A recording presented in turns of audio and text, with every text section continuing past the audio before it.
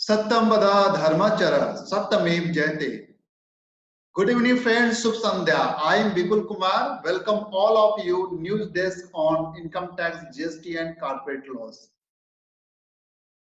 Under Income Tax Act, no denial of Section 54F relief if a new house was used for commercial purpose, though sanctioned for residential purpose.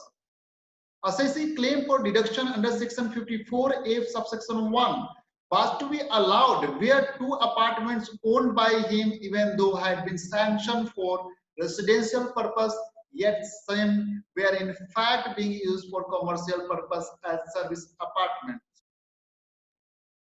Another case, Section 68 note applicable on assessee providing accommodation entries on commission basis. Where assessee accepted cash from customers, beneficiary, and in lieu of thereof, issued them check of slightly lower amount after charging its commission. Provision of Section 68 were not applicable, and the entire amount of cash received from customer beneficiary could not be added to assessee taxable income.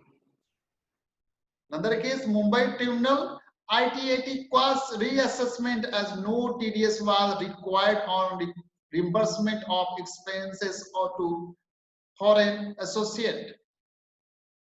Where DCIT found nature of payment by assessees to associate concern based in foreign countries were merely reimbursement of expenses and hence no TDS was to be made, but DCIT proceeded with reassessment on ground only to safeguard interest of revenue. Such reassessment was to be quashed. Second decision, 90 days time period permitted under Rule 34 of Rule 5 for pronouncing order was to be computed by deducting COVID-19 pandemic lockdown period.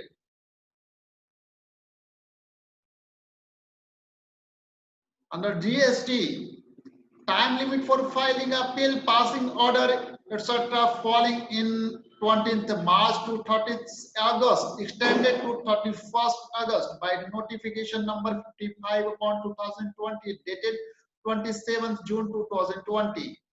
Time limit for various compliances such as filing of appeal, passing of order, etc. under GST, that is cases fall under clause 1 of notification number 35/2020 dated 3rd April 2020 for the period 20th March 2020 to 30th August 2020 had been extended to 31st August 2020.